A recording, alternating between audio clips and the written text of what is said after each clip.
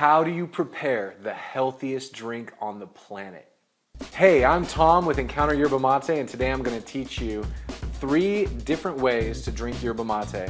Conventional, traditional, and a little something special.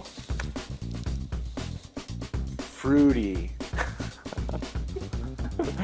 All right, so for all of these, we're going to start with the mate water. We got to make sure we've got the right temperature. Mate has so many awesome, beneficial, powerful minerals and vitamins. And we want to preserve all of that. And so we don't want to make our water too hot. So you're going to fill this up. I've preloaded this because I know I'm going to put it back into this, so I know I've got the exact amount of water.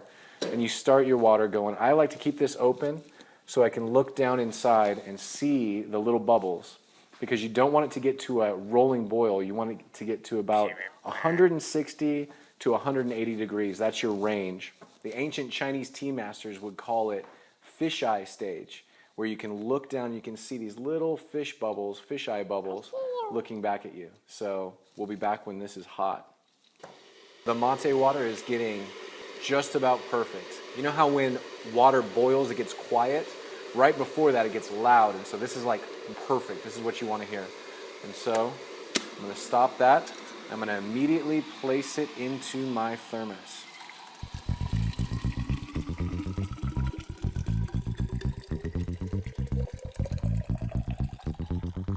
Oops. Good, so I've got my water ready to go. Let's start off with the traditional.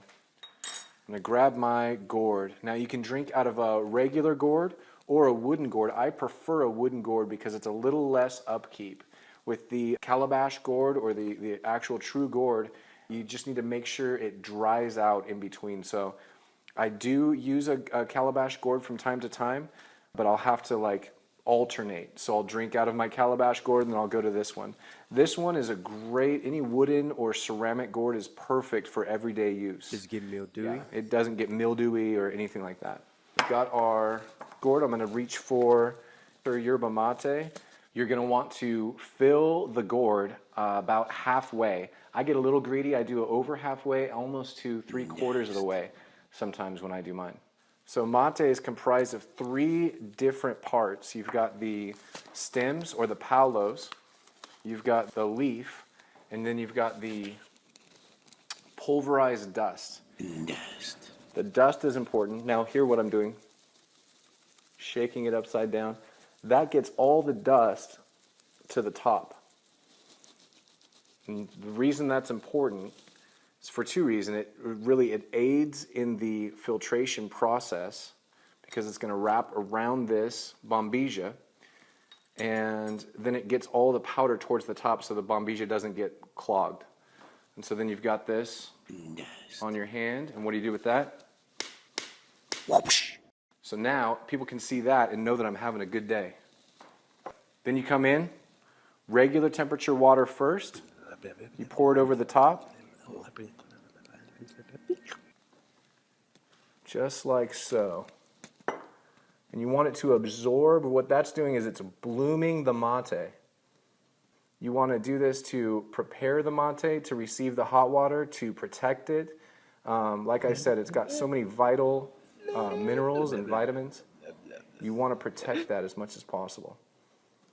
So sometimes you do this for about a minute, but sometimes I'll grab a cup or a glass.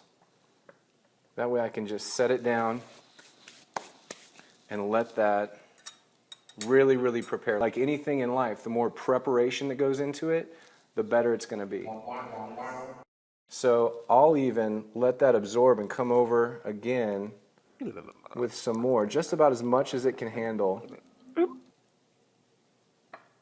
Now you can see it's important that you keep this part dry. This is your mountain and your water hole. So you want to keep your mountain dry, and that'll come into play later on in the drinking process. Your mate has had some time to absorb the room temperature water. You're going to come in with your bombilla. You want to hold your mate cup in this hand. I always put my finger up a little bit like a bumper because I'm going to actually lift that mate up and I don't want it to spill out. I grab my bombilla in this hand, and if you look at the shape of it, you're going to want to follow the shape of the gourd. And so you come in like this, come around, and your goal is to seat the bombilla all the way underneath the herb at the farthest point. You're going to have to lift it, kind of shimmy it up. Boom. That's beautiful. Now you've got good separation of mountain and water hole. Now you're ready for your mate water. You're going to aim right for the bombilla. And the bombilla is just going to bring the water all the way in. Just like so. And let that absorb. Now your first pull off of the bombilla is going to be a little bit bitter. It's also going to be tepid or room temperature, still cold. And so some materos spit that first one out. I don't. I love it. I drink this for health reasons. So you want to drink that first one all the way down. That was good. Then once you drink that down, you can move the bombilla. You never want to move the bombilla when it's still got water inside of it, because that can lead to clogging. And so you move the bombilla now to kind of separate and make more of a water hole. So the first time I just move it just a little bit. The second time, pour through. That's good. You can see I've got even more separation. I've got more liberty with the mate to kind of push it up and to make that line. And so that's perfect. That's what you're looking for right there. I'll drink this entire thermos all the way through here, and then when it gets to the end of its life cycle, I'll actually flood the mountain, or maybe I'll take the bombilla out and put it in the other side and just collapse everything, and then it'll be good for another few drinks. So that is drinking yerba mate the traditional way. Now let's go on to the French press, the more conventional way.